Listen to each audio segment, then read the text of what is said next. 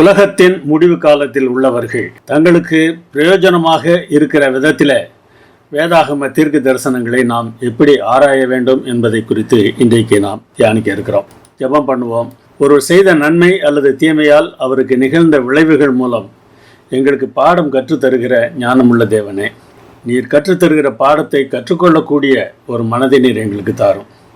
இந்த நாளிலும் கூட வேதாகமத்திலும் வரலாற்றிலும் நாங்கள் பார்க்கக்கூடிய சம்பவங்கள் எங்களுடைய வாழ்க்கையை மாற்றுவதற்கு ஏதுவாக ஆவியானவர் எல்லாவற்றையும் எங்களுடைய மனதிலே பதித்தரல வேண்டுமாய் எங்கள் அருமைநாதர் இயேசு நாமத்திலே வேண்டுகிறோம் பரமபிதாவே, ஆமேன்.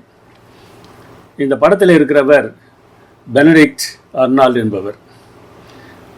அமெரிக்காவுக்கும் இங்கிலாந்துக்கும் யுத்தம் நடந்த போது அந்த விடுதலை போரில் அமெரிக்க தளபதியாக இவர் பணியாற்றினார்.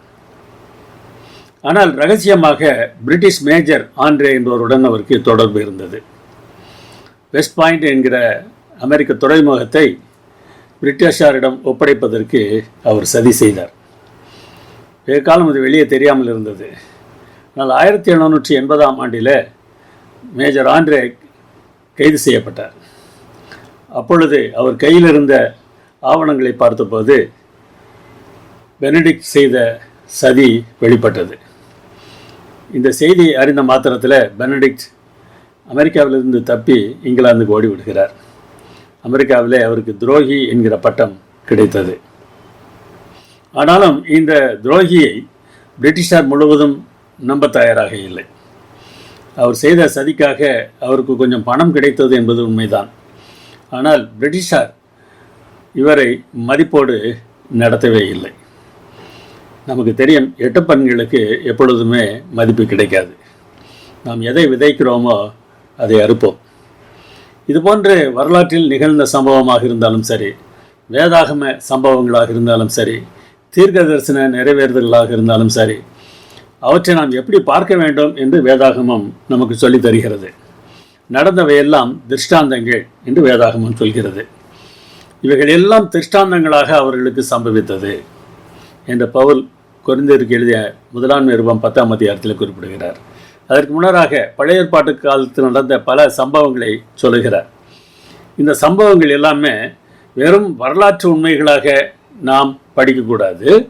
இவற்றை திருஷ்டாந்தங்களாக நாம் படிக்க வேண்டும். நமக்குரிய ஓமைகளாக அவற்றை நாம் படிக்க வேண்டும்.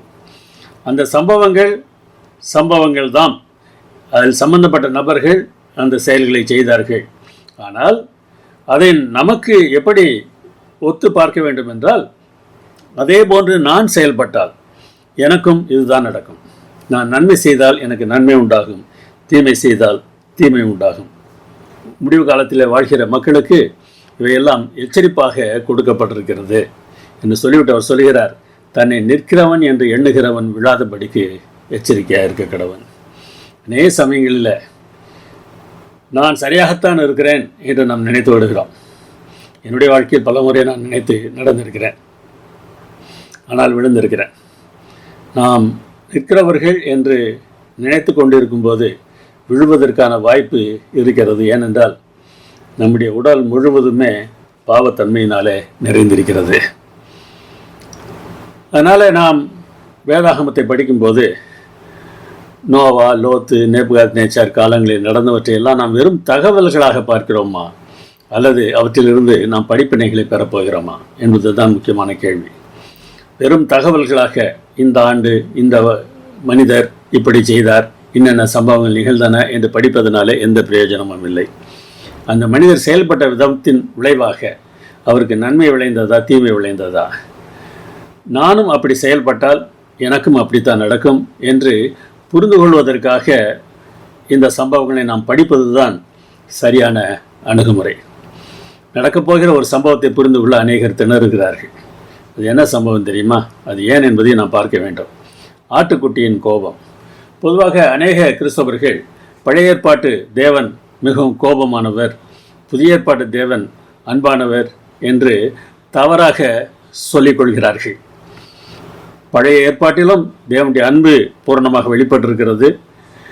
அதே போல் புதிய ஏற்பாட்டிலும் தேவனுடைய கோபம் வெளிப்பட்டிருக்கிறது. அதனால்தான் ஆட்டுக்குட்டியானவர் கோபப்படுகிறார் என்பதை புரிந்து கொள்வதற்கு அநேக கிறிஸ்தவர்களால் முடியவில்லை. ஆட்டுக்குட்டியானவர் என்கிற வார்த்தையை கேட்ட மாத்திரத்தில் இயேசு பலியானார் என்பதான நமக்கு நினைவிற்கு வரும். அவர் கோபப்படுவாரா? ஆட்டுக்குட்டி இடத்துல அந்த கோபப்படுகிற தன்மை இருக்கிறதா என்றெல்லாம் நம்முடைய உள்ளத்தில் கேள்வி எழும்பலாம். அதற்கான ஒரு சிறிய விளக்கத்தை இந்த நாளில் நாம் தியானிப்போம். 5ஆம் அதிகாரம், 6ஆம் அதிகாரம், 7ஆம் அதிகாரம், 8ஆம் அதிகாரம் 1ஆம் வசனம் வரைக்கும் 7 முத்திரைகளை பற்றிய செய்தியை நாம் பார்க்கிறோம். அந்த முத்திரையை பற்றிய அந்த செய்திகளுக்கு முன்னுரையாக 5ஆம் அதிகாரம் இருக்கிறது.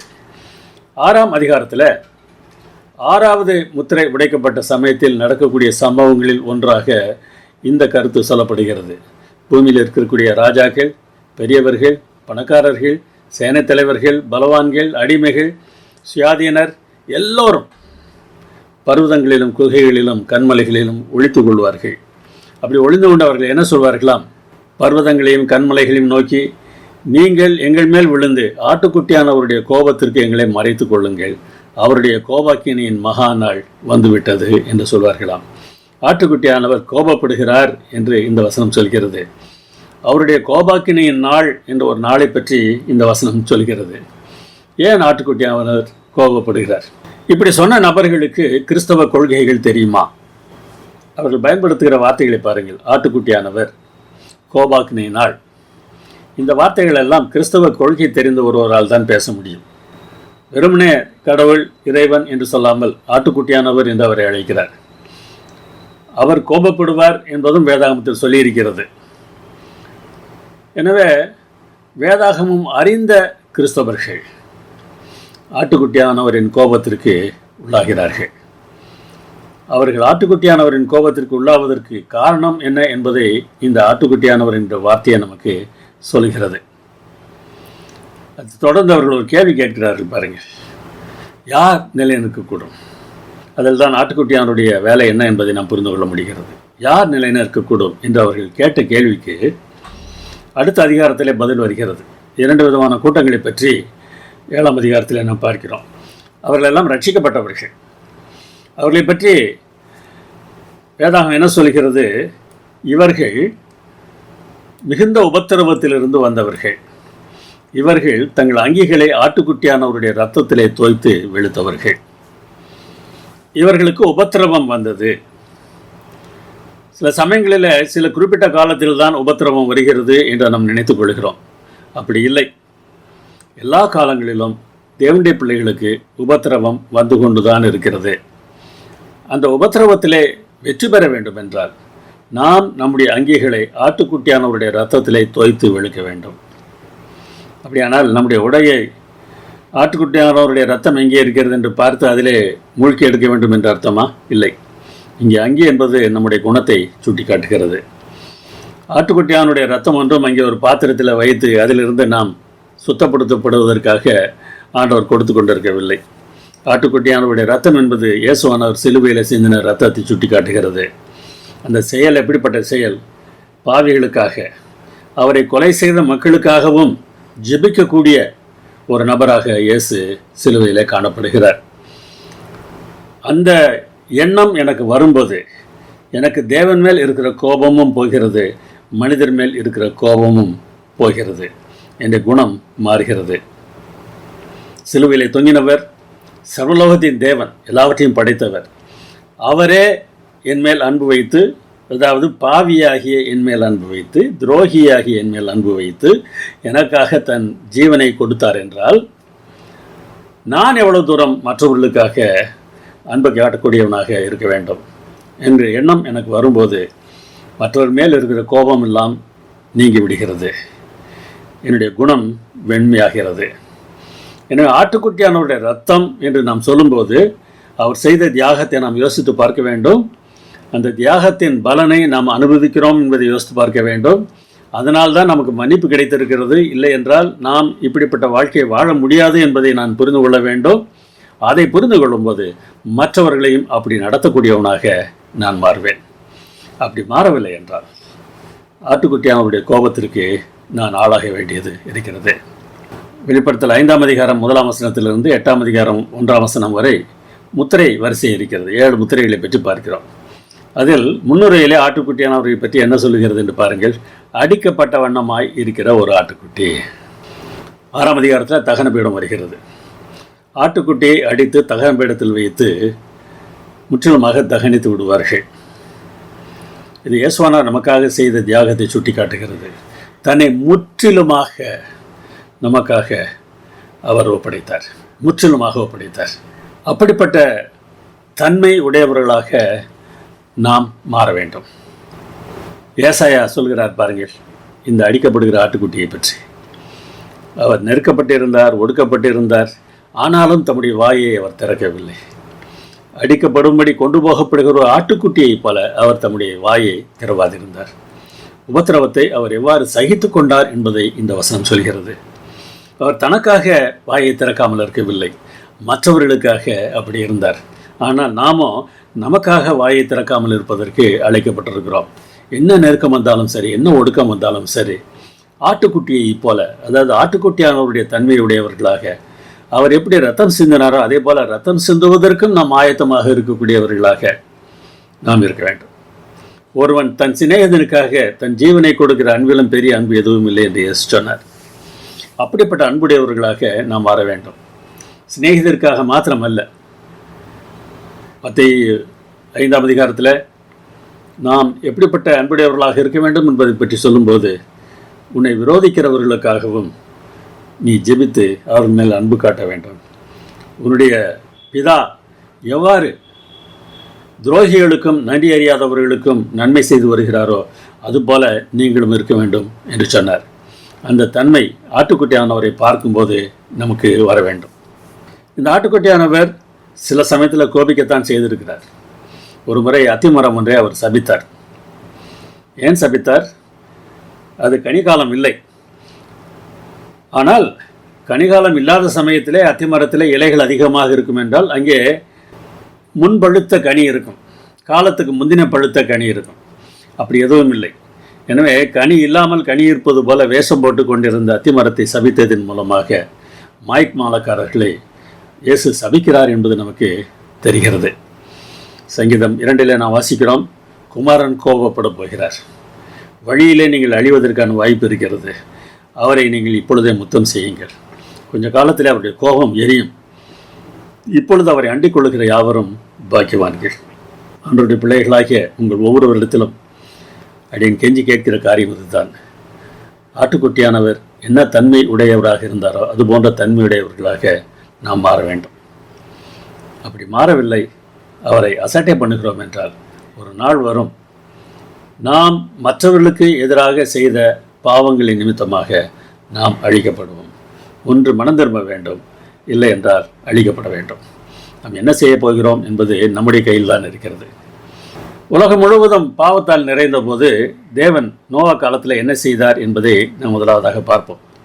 நோவாவின் சுவிசேஷ ஊழியத்தை குறித்து வேதாகம் நமக்கு சொல்லுகிறது. உலகம் எப்படிப்பட்ட பாவ நிலையில் இருந்தது என்பதை நாம் பார்ப்போமா? மக்களுடைய மனநிலை மிகவும் மோசமாக இருந்தது என்று ஆதியாகமத்தில் வாசிக்கிறோம். பூமியிலே அக்கிரமம் பெருகினது, இருதயத்தின் நினைவுகளின் தோற்றமெல்லாம் நித்தமும் பொல்லாதது. மனதில் வரக்கூடிய எண்ணங்கள் எல்லாம் பொல்லாத எண்ணங்களாக இருக்கின்றன. கடைசி காலம் இதுபோல இருக்கும் என்று வேதாகமம் சொல்கிறது. இந்த ஊழியம் கூட சுயநலத்துக்காகவே நடக்கிறது. ஊழியம் என்பது மகாபெரிய வேலை. தேவன் தம்முடைய பிள்ளைகளுக்கு கொடுத்திருக்கிற வேலையில் மிக மிக பெரிய வேலை ஊழியம்தான்.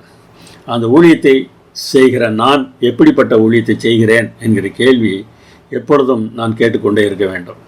என்னுடைய சுயநலத்துக்காக நான் ஊழியம் செய்வேன் என்றால் என்னுடைய இருதயத்தின் நினைவு எப்படிப்பட்டதாக இருக்கிறது? நித்தமும் பொல்லாததாக இருக்கிறது. நம்முடைய நலனுக்காக ஊழியம் செய்வது கூட பாவம்தான். மனுஷருடைய மாம்சத்தின் நிச்சயம் கண்களின் நிச்சயம் எவ்வாறு செயல்பட்டன என்பதையும் நாம் மத்தேயுவில் வாசிக்கிறோம். புசித்தார்கள், குடித்தார்கள், பெண் கொண்டார்கள், பெண் கொடுத்தார்கள். ஜலப்பிரளயம் வரும் வரைக்கும் அதை உணராத இருந்தார்கள். சாப்பிடுவது தவறா? திருமணம் செய்வது தவறா என்றால் இல்லை இல்லை. ஆனால் எதற்கு முக்கியத்துவம் கொடுக்க வேண்டுமோ அதற்கு முக்கியத்துவம் கொடுக்காமல் இவற்றையெல்லாம் செய்வது தவறு தான். உதாரணத்திற்கு திருமணத்தை பார்த்து கொள்ளுங்களேன். தேவகுமாரர் மனுஷகுமார்த்திகளே அதிக சௌந்தரியம் உள்ளவர்கள் என்று கண்டு அவர்களுக்குள்ளே தங்களுக்கு பெண்களை தெரிந்து கொண்டார்கள். தேவகுமாரர் என்பது நீதிமான்கள், மனுஷகுமார்த்திகள் என்பது துன்மார்க்கர்கள். நீதிமான்கள் துன்மார்க்கர்களுடைய இடத்துல பெண் எடுத்தார்கள். அதுபோல கணவனையும் அங்கே தெரிந்திருப்பார்கள். என்ன காரணத்துக்காக அதை செய்தார்களாம்? அவர்கள் அதிக சௌந்தரியம் உள்ளவர்கள் என்று கண்டு இவ்வாறு செய்தார்கள். இங்கே தேவகுமாரர் என்பது தேவதூதர்கள் என்று பலர் தவறாக நினைக்கிறார்கள். தேவதூதர்களுக்கு மத்தியிலே திருமணம் கிடையாது என்று இயேசு சொல்லியிருக்கிறார். எனவே இந்த திருமணம் மனிதர்களுக்கு இடையே நடந்த திருமணம் தான். இன்றைக்கும் நாம் நம்முடைய திருமணத்திற்காக ஒரு மாப்பிள்ளையையோ பெண்ணையோ பார்க்கும்போது நம்முடைய மனதில் இருக்கக்கூடிய முக்கியமான ஆசை என்ன யோசித்து பாருங்கள். ஒரு நல்ல கடவுளுடைய மனுஷன் அல்லது கடவுளுடைய மனுஷன் எனக்கு வேண்டும், நான் பரலோகத்திற்கு செல்ல வேண்டும், அதுபோன்ற வாழ்க்கையை என்னோடு கூட வாழக்கூடிய ஒரு பெண்ணாக அல்லது மாப்பிள்ளையாக இருக்க வேண்டும் என்கிற ஆசை நமக்கு இருக்கிறதா? அப்படி இல்லை என்றால் நாம் கஷ்டப்பட வேண்டியது இருக்கும். ஆண்டோடைய வருகையை பற்றி யோசிக்கும்போது பல சமயங்களில் எப்பொழுது வருவார் என்று நமக்கு தெரிந்திருந்தால் நல்லது, அதற்கு நம்ம ஆயத்தமாக இருக்கலாம், விசுவாசிகளுக்கு அது தெரியும் என்று அருமையான சகோதரர்கள் சகோதரிகள் பலர் சொல்ல நான் கேட்டிருக்கிறேன். எதற்காக தெரிய வேண்டும்? அப்படி தெரிந்தால் நாம் ஆயத்தமாக இருப்போம் அல்லவா என்று சொல்கிறார்கள். அவர் வருவார் என்கிற அந்த சமயத்தில் மாத்திரம் ஆயத்தமாக இருந்தால் போதுமா? எல்லா சமயத்திலும் நாம் ஆயத்தமாக இருக்க வேண்டியது அவசியம் இல்லையா? அதனால தான் வேதம் சொல்லுகிறது, நீங்கள் நினையாத நேரத்தில் மனுஷகுமாரன் வருவார், எப்பொழுதும் ஆயத்தமாக இருங்கள். ஒரு உதாரணத்தை சொல்கிறார். 2 பேர் வயலில் இருப்பார்கள், ஒருவன் ஏற்றுக்கொள்ளப்படுவான், ஒருவன் கைவிடப்படுவான். இந்த உதாரணம் மிக தெளிவாக ஒன்றை நமக்கு காண்பிக்கிறது. ஏற்றுக்கொள்ளப்பட்ட அந்த மனிதனுக்கு அன்றைக்கு ஆண்டவர் வருவார் என்பது தெரியாது. தெரிந்திருந்தால் அவன் வயலுக்கு வேலைக்கு போயிருக்க மாட்டான். அதே போல் இயந்திரம் அரைக்கிற ஸ்திரீகள், படுக்கையில் படுத்திருக்கிறவர்கள் என்றெல்லாம் உதாரணத்தை இயேசுவானவர் சொல்கிறார். ஏற்றுக்கொள்ளப்படுகிறவர்கள் எப்பொழுதும் போல தங்களுடைய செயலை செய்து கொண்டு இருக்கிறார்கள். மோசமானவர்கள் தான் அப்படி இருப்பார்கள் என்று இல்லை, நல்லவர்களும் இப்படித்தான் இருந்திருக்கிறார்கள். எனவே எப்பொழுது வருவார் என்று நமக்கு தெரிந்தால்தான் ஆயத்தமாக இருக்க வேண்டும் என்று அவசியமில்லை. எப்பொழுது வந்தாலும் நான் ஆயத்தமாக இருப்பேன் என்று சொல்லக்கூடிய நிலையில் தான் நாம் இருக்க வேண்டும். நோவா வரப்போகிற அழிவை குறித்து அந்த மக்களுக்கு எச்சரிப்பு கொடுத்தார். அந்த காலத்தில் பெய்யாத ஒரு மழையை குறித்து அவர் பேசினார். ஆனால் தான் விசுவாசிக்கிறேன் என்பதை காட்டத் தகுந்த விதத்தில் அவர் ஒரு கப்பலையும் செய்தார். அப்படி கப்பலை செய்ததன் மூலமாக தான் ஒரு விசுவாசி என்பதை காட்டினார். இன்றைக்கு தேவனுடைய வார்த்தையின்படி நடப்பதன் மூலமாக நாம் விசுவாசிகள் என்பதை காட்டுவோமா? 7 நாட்களும் வேலை செய்ய வேண்டும், அப்பொழுதுதான் இந்த உலகத்தில் நாம் வாழ முடியும் என்று மக்கள் நினைத்து கொண்டிருக்கிற சூழ்நிலையில் அவர் தமக்கென்று பிரித்தெடுத்த நேரத்தை அவருக்காக மாத்திரம் செயல்படுத்துவேன் என்று நம்மாலே சொல்ல முடியுமா? அப்படி சொல்ல முடியும் என்றால் விசுவாசத்தை உடையவர்களாக நாம் காணப்படுகிறோம். நோவா நீதியான வாழ்க்கையை குறித்து பேசினார். அநேகர் மனந்திருப்தி இருக்க வேண்டும் என்று நாம் எதிர்பார்க்கலாம். ஆனால் அவருடைய வீட்டைச் சேர்ந்தவர்கள் மாத்திரம்தான் ரட்சிக்கப்பட்டார்கள். இந்த ஜலப்பிரளயத்தை குறித்து இன்றைய விஞ்ஞானிகள் அறிவதற்கான வாய்ப்பு நிறைய இருக்கிறது.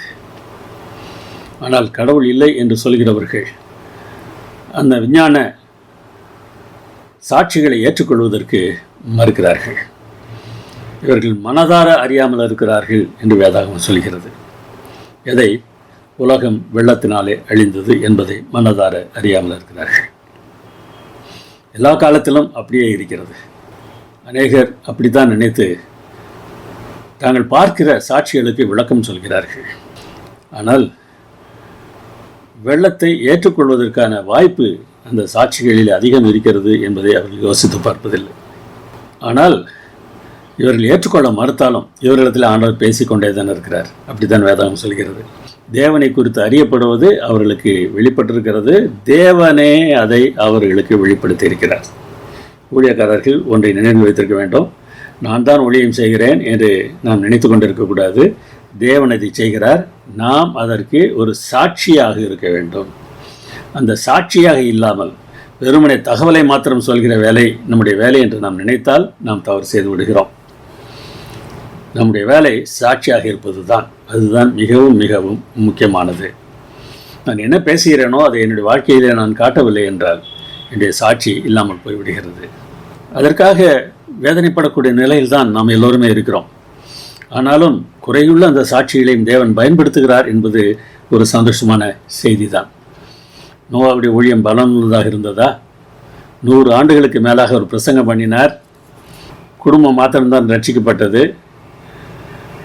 அப்படியானால் இந்த உலக அளவின்படி பார்த்தால் அவர் ஒரு தோல்வி கண்ட ஊழியர், வெற்றியான ஊழியர் இல்லை. நாம் எண்ணிக்கை வைத்து தானே பல சமயங்களில் நாம் கணக்கு போடுகிறோம். நோவா காலத்தை சாக்காக சொல்லிக்கொண்டு நாம் ஊழியம் செய்யாமல் இருந்துவிட்டு ஊழியத்தை செய்தேன் ஆனால் பலன் இல்லை என்று நாம் பொய் சொல்லக்கூடாது. ஒருவேளை அறுவடை உடனடியாக தெரியாவிட்டாலும் ஒன்றை நாம் நினைவில் வைத்திருக்க வேண்டும். இயேசு சொல்கிறார், விதைக்கிறவன் ஒருவன், அறுக்கிறவன் ஒருவன் என்கிற வழக்கச் சொல் உண்மையாக இருக்கிறது என்று சொல்கிறார். நாம் விதைத்தால் இன்னொருவன் அறுக்கலாம். ஆனால் இன்றைக்கு அறுக்கிறவர்களுக்கு தான் முக்கியத்துவம் கொடுக்கிறோம், விதைக்கிறவர்களை பற்றி நாம் யோசிப்பது இல்லை. ஆனால் உண்மையான ஊழியக்காரர்கள் அந்த 2 நிமித்தமாகவும் சந்தோஷப்படுவார்கள். விதைக்கிறவனும் அறுக்கிறவனும் ஆகிய இருவரும் ஒருமித்து சந்தோஷப்படத்தக்கதாக அறுக்கிறவன் கூலியை வாங்கி நித்திய ஜீவனுக்காக பலனை சேர்த்துக் கொள்கிறான் என்று சொல்கிறார். அறுக்கிறவன் கூலியை பெறும்போது விதைக்கிறவன் ஒருமித்து சந்தோஷப்படுகிறான். இன்றைக்கு நமக்கு அந்த சந்தோஷம் இருக்கிறதா? நான் செய்தேன், நான் சாதித்தேன் என்று சொல்லத்தானே நாம் ஆசைப்படுகிறோம். அந்த ஆசை எந்த அளவுக்கு மோசமானது என்பதை நாம் பல சமயங்களிலே உணர்வது இல்லை அல்லவா? அதனால்தான் ஆரம்பத்திலே சொன்னேன், ஊழியத்தை செய்வது கூட பல சமயங்களில் சுயநலத்துக்காக செய்வதாக மாறிவிடுகிறது.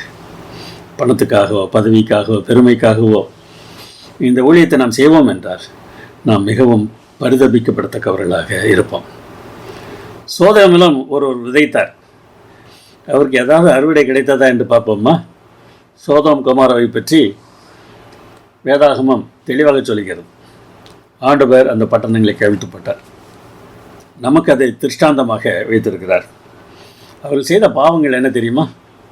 லோத்து தினமும் அவர்களுடைய அக்கிரம கிரிகளை பார்த்து மனதில் வாதிக்கப்பட்டார் என்று பேதர் சொல்கிறார்.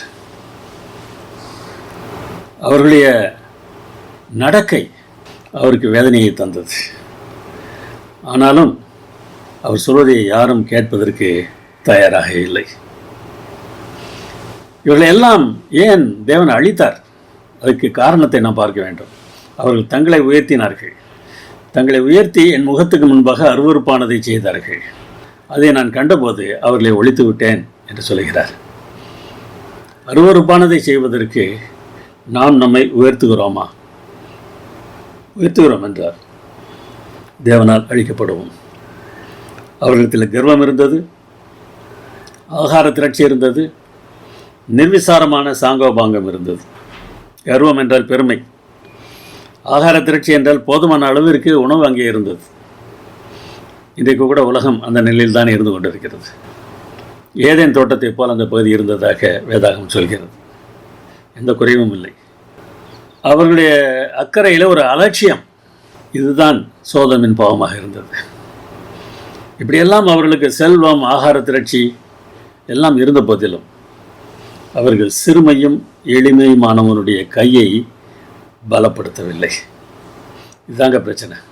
நம்மகிட்ட எல்லாம் இருக்குது அப்படின்னா கஷ்டப்படுகிறவர்களுக்கு நாம் உதவி செய்கிறவர்களாக இருக்க வேண்டும்.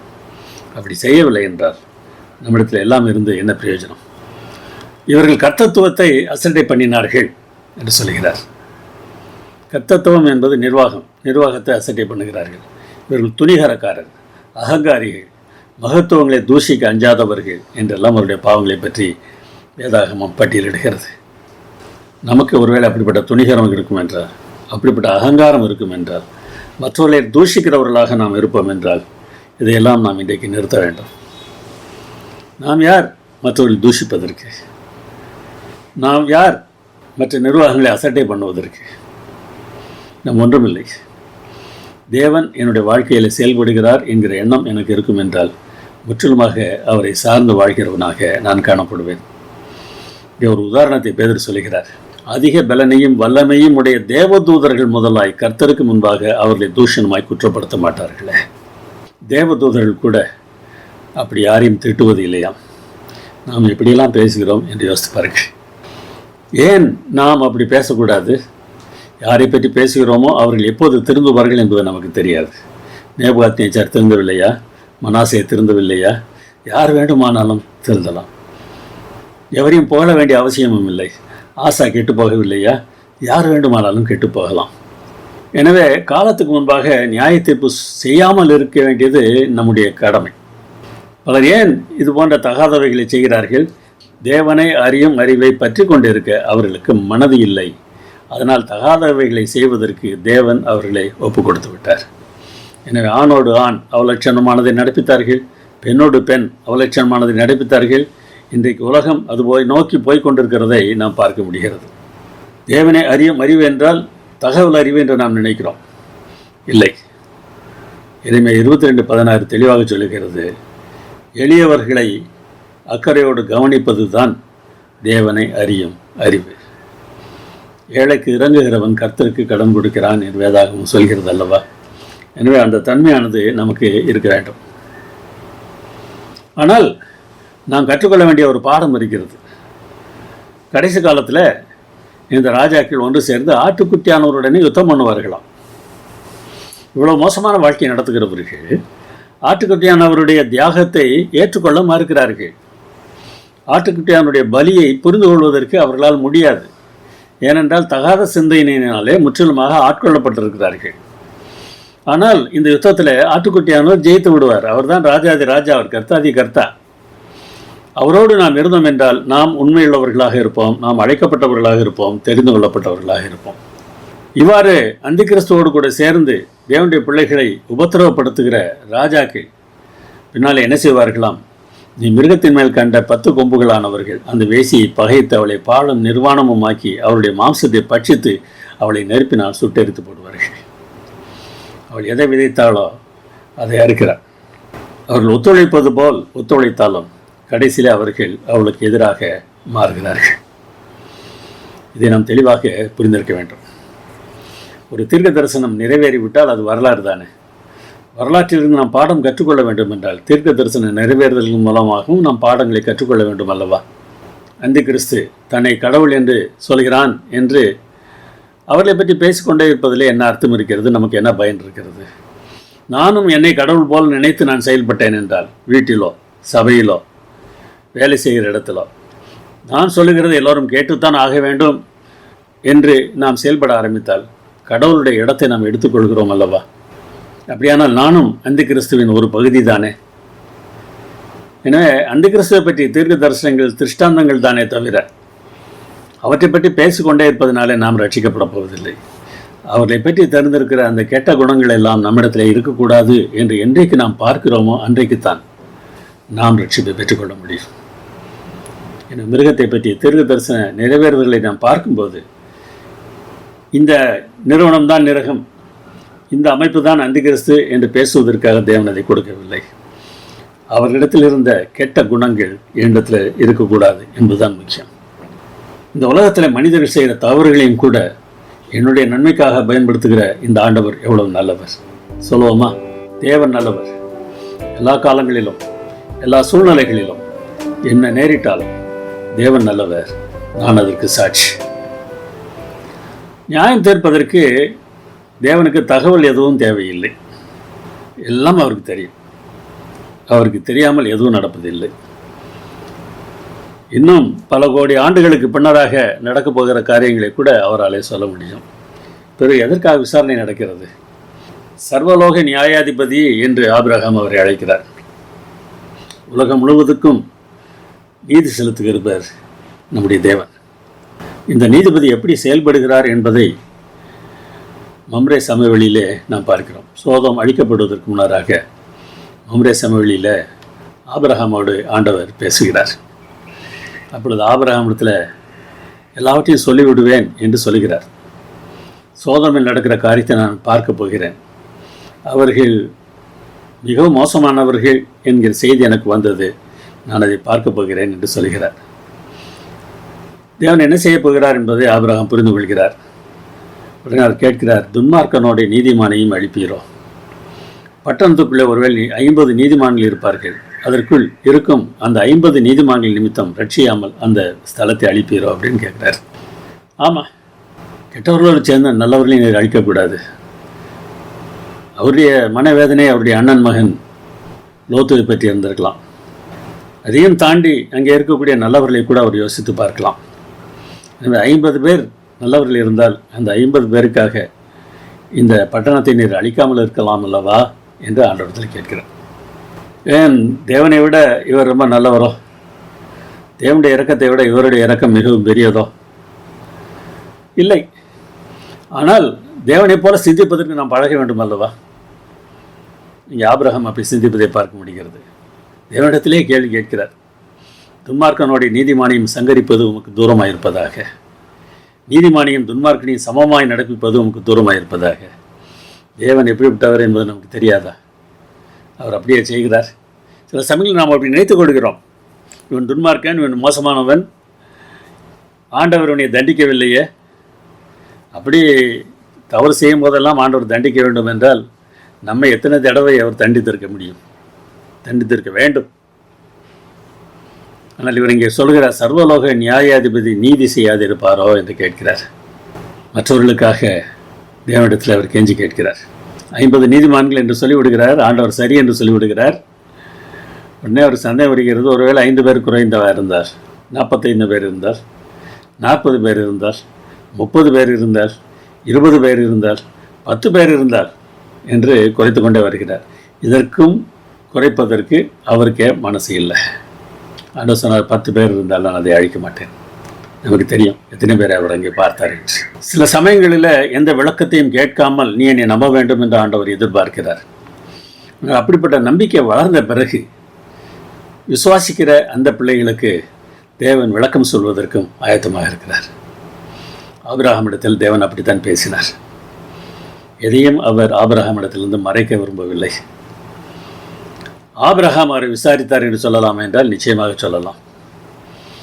இது எப்படிப்பட்டவர்? 50 பேர் இருந்தால் அந்த நகரத்தை அழிப்பீரா அழிக்க மாட்டீரா? மாட்டேன்னு சொன்னால் நல்லவர் 45 என்று குறைத்து கொண்டு வருகிறார். 10 பேர் வந்த உடனே ஆபிரகாமுக்கு இதை விட குறைக்க வேண்டிய அவசியம் இல்லை, அதுக்கும் குறைவாக இருந்தால் அழிக்க வேண்டியது தான் என்று அவரே ஒரு தீர்மானத்திற்கு வந்து விடுகிறார். ஆம், இந்த உலகத்தில் நடக்கிற சம்பவங்கள் எல்லாம் ஒரு குறிப்பிட்ட காரியத்தை நோக்கி போகின்றன என்று வேதாகமம் சொல்கிறது. உம்முடைய நியாயம் விசாரிக்கப்படும் போது நீர் வெற்றி அடையவும் இப்படி ஆயிற்று என்று ரோமர் 3:4 பவுல் எழுதுகிறார். யாருடைய நியாயம் விசாரிக்கப்படுகிறது? தேவனுடைய நியாயம் விசாரிக்கப்படுகிறது. இதை ஒத்துக்கொள்வதற்கு பல சமயங்களில் நாம் கஷ்டப்படுகிறோம். நம்மை நியாயம் விசாரிப்பதன் மூலமாக தேவனுடைய நியாயம் விசாரிக்கப்படுகிறது என்பது தான் உண்மை. தேவன் செய்த தீர்ப்புகள் எல்லாம் சரியானவை என்பதை ஆண்டவர் விளக்கம் சொல்லி காட்டப்போகிறார். ஆபிரகாமுக்கு விளக்கம் சொன்னது போல சிருஷ்டிகளுக்கு ஆண்டவர் விளக்கம் சொல்ல இருக்கிறார். விசாரணை நடந்து முடிந்த பிறகு தேவனுடைய பிள்ளைகள் பாடிய பாடலிலே அவர்கள் எப்படி பாடினார்கள் என்பதை வெளிப்படுத்தல் 15:4 பார்க்கிறோம். கர்த்தாவை யார் உமக்கு பயப்படாமலும் உமது நாமத்தை மகிமைப்படுத்தாமலும் இருக்கலாம். தேவரீர் ஒருவரே பரிசுத்தர், எல்லா ஜாதிகளும் வந்து உமக்கு முன்பாக தொழுது கொள்வார்கள், உம்முடைய நீதியான செயல்கள் வெளியரங்கமாயின. முதலாவது தூதை அறிந்தவர்கள் இந்த வசனத்தை சற்று கவனித்தால் ஒன்றை புரிந்து கொள்ளலாம். தேவனுக்கு பயப்படு என்று முதலாம் தூது சொல்கிறது. யார் உமக்கு பயப்படாமல் இருக்க முடியும் என்று இங்கே கேள்வி கேட்கிறார்கள். தேவனை மகிமைப்படுத்து என்று முதலாம் தூது சொல்கிறது. யாருமே மகிமைப்படுத்தாமல் இருக்க முடியும் என்று இங்கே பாடுகிறார்கள். தேவனை தொழுதுகொள் என்று முதலாம் தூது சொல்கிறது. எல்லாரும் வந்து உண்மை தொழுது கொள்வார்கள் என்று சொல்கிறார். நியாய தீர்ப்பு கொடுக்கும் வேலை வந்தது என்று முதல் தூது சொல்கிறது.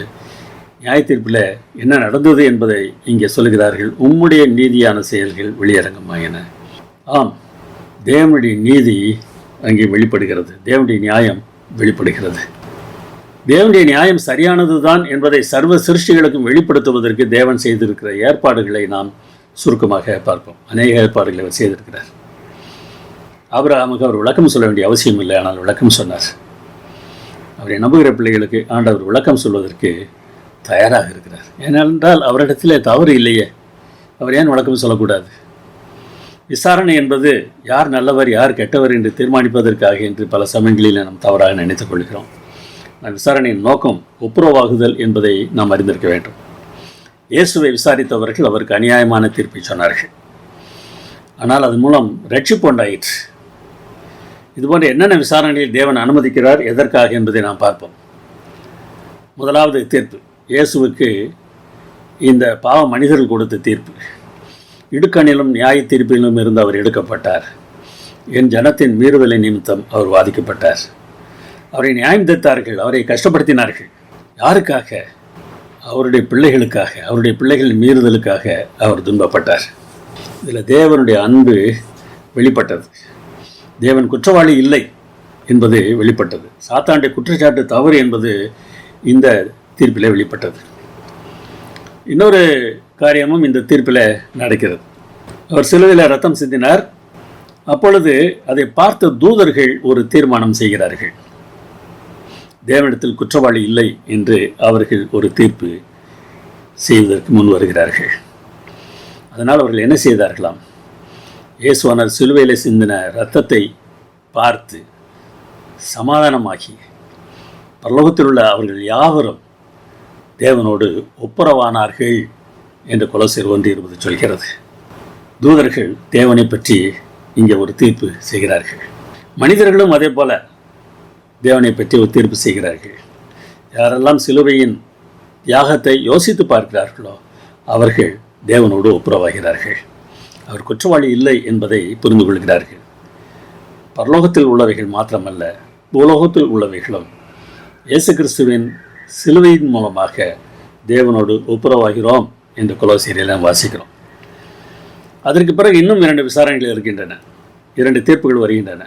மனிதரோடு தூதர்கள் ஒப்புரவாவதற்காக ஒரு விசாரணை தேவன் வைத்திருக்கிறார். தானியேல் 7ஆம் அதிகாரம் 9-10 வசனங்களை பாருங்கள். சிங்காசனங்கள் வைக்கப்பட்டது, நீண்ட ஆயுசுள்ளவர் வீற்றிருந்தார், கோடா கோடி பேர் அவருக்கு முன்பாக நின்றார்கள், நியாய சங்கம் உட்கார்ந்தது, புஸ்தகங்கள் திறக்கப்பட்டது.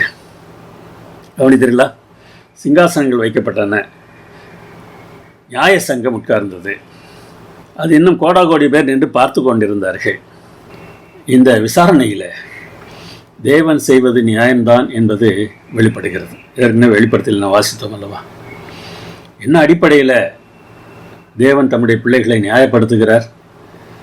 நான் அவர்களுக்காக இரத்தம் சிந்தியிருக்கிறேன் என்று தம்முடைய நீதியின் வெண்ணங்கியை நமக்கு உடுத்து வைக்கிறார். யோசுவாவுக்கு அப்படி செய்ததாக சகரியா 3ஆம் அதிகாரத்தில் நாம் வாசிக்கிறோம். தேவன் நமக்காக இப்படிப்பட்ட நன்மையை செய்கிறார் என்பதை நாம் உணரும்போது நாம் தேவனோடு ஒப்புரவாகிறோம். விசாரணை எதற்காக தேவை என்பதை பற்றி பாடப்புத்தகம் ஒரு அருமையான கருத்தை பதிவு செய்திருக்கிறது. ரட்சிக்கப்பட்டவர் யார், ரட்சிப்பை இழந்தவர் யார், இதை அறிந்து கொள்ள தேவனுக்கு பதிவுகள் தேவையில்லை, புத்தகங்கள் தேவையில்லை.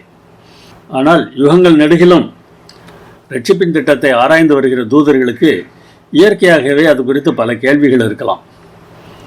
சாத்தானுடைய கலகத்தை அவர்கள் பார்த்திருக்கிறார்கள். அதனால் புத்தகங்களை திறந்து தூதர்கள் அனைத்தையும் பார்ப்பதற்கு தேவன் அனுமதிக்கிறார்.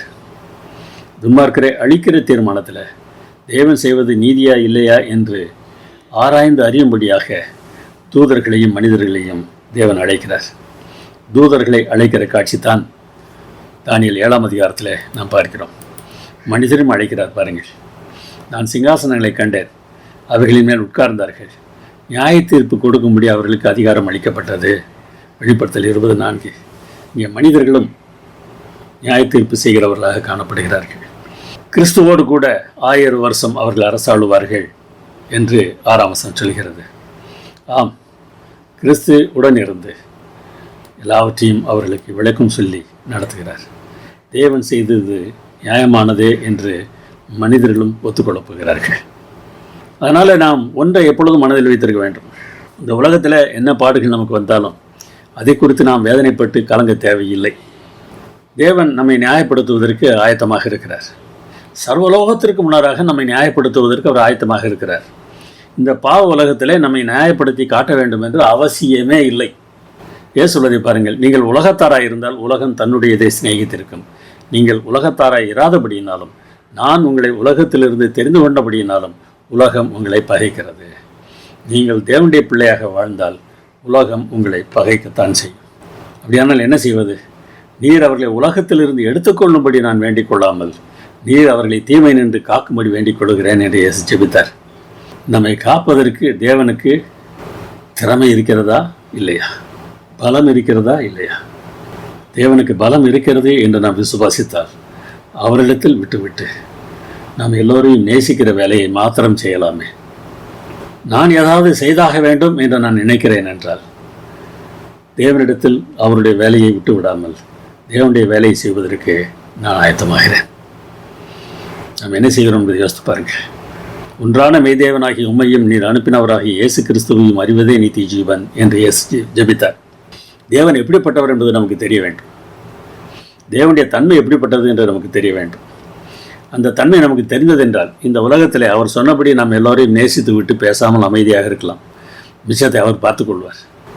அப்படி இல்லாமல் தவறாக புரிந்து கொள்ளும்போது, தேவனை தவறாக புரிந்து கொள்ளும்போது, மனிதரை தவறாக புரிந்து கொள்ளும்போது நமக்குள்ளாக கலகம் உண்டாகிறது, வேதனை உண்டாகிறது, வெறுப்பு உண்டாகிறது.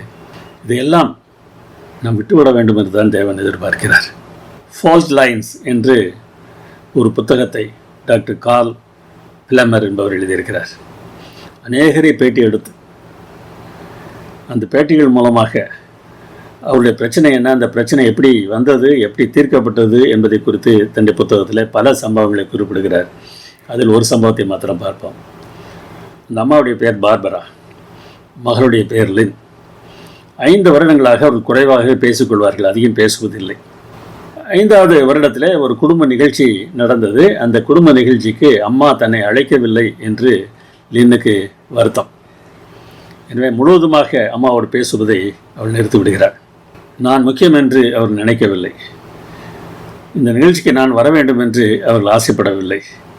இதுவெல்லாம் ஒரு அம்மாவா என்று அம்மாவை இவர் ஒதுக்கி விடுகிறார். பிறகு ஒரு நாள் அவர் தன்னுடைய மின்னஞ்சல்களை அவர் சோதித்து கொண்டிருந்த போது இவருக்கு இருந்த பழைய மின்னஞ்சல் முகவரிக்கு ஒரு கடிதம் வந்திருந்தது. அந்த கடிதம் அம்மா அனுப்பியிருந்தார். அம்மா எதற்காக அதை அனுப்பியிருந்தார் என்றால் அந்த குடும்ப நிகழ்ச்சிக்கு வரும்படியாக அந்த கடிதத்தில் எழுதியிருந்தது. லின்னுக்கு ஒரே அதிர்ச்சி. அம்மா கூப்பிட்டிருக்கிறாள், நாம் தான் அவள் கூப்பிடவில்லை என்று நினைத்து கொண்டிருந்திருக்கிறோம் என்று வேதனைப்படுகிறாள். அது மாத்திரம் இல்லை, அம்மா கூப்பிடவில்லை என்ற மாத்திரத்தில் அம்மாவுடைய கைபேசி எண்ணிலிருந்து எதுவுமே தனக்கு வராதபடிக்கு அவள் தடை செய்தும் இருந்தாள். எனவே பல சமயம் அம்மா கூப்பிட்டும் கூட அம்மா கூப்பிடுகிறாள் என்பது லின்னுக்கு தெரியவே தெரியாது. தன்னுடைய தவற்றை உணர்ந்து லின் தன்னுடைய அம்மாவை பார்த்து மன்னிப்பு கேட்டார். நான் உங்களை தவறாக புரிந்து கொண்டு உங்களிடத்தில் பேசாமல் இருந்து விட்டேன். அம்மா சொன்னார், என்னிடத்திலும் தவறுகள் இருக்கத்தான் செய்கின்றன, ஆனால் நீ நினைக்கிறபடி நான் உன்னை வெறுக்கவில்லை, நான் உன்னை நேசிக்கிறேன். ஆனால் எனக்கு பயமாக இருக்கிறது, மறுபடியும் அப்படி நீ செய்ய மாட்டாய் என்று என்ன நிச்சயம்? இல்லைம்மா, இனிமேல் நான் உங்களை சந்தேகமே படமாட்டேன். தேவனை பார்த்து அப்படி சொல்லவதற்கு ஆயத்தமாக இருக்கிறோமா? நான் இனிமேல் உம்மை பற்றி சந்தேகமே கொள்ள மாட்டேன். என்ன பிரச்சனை இருந்தாலும் உம்மிடத்தில் நான் சொல்லிவிடுவேன், நீர் பார்த்து கொள்வீர் என்று நான் நம்புகிறேன். நான் இதையும் செய்ய வேண்டிய அவசியமில்லை என்கிற எண்ணத்தோடு கூட உம்மை நம்பின ஒரு வாழ்க்கையை வாழுவேன் என்று நாம் சொல்வதற்கு இந்த கடைசி காலத்திலே நாம் நடத்தப்பட வேண்டும். அப்படி இருந்தால்தான் லோத்துவை போல, நோவை போல நாம் காப்பாற்றப்பட முடியும். ஜெபம் பண்ணுவோம். இரக்கங்களில் ஐஸ்வர்யமுள்ள எங்கள் நல்ல பிதாவே, இந்த நாளிலே எங்களை நாங்கள் உடைய சமூகத்தில் ஒப்படைக்கிறோம். உங்களுக்கு சாட்சிகளாக வாழ்வதற்கு எங்களை உடைய கருவிகளாக பயன்படுத்தும். எங்கள் அருமைநாதர் இயேசு நாமத்தில் வேண்டுகிறோம் பரமபிதாவே. ஆமென்.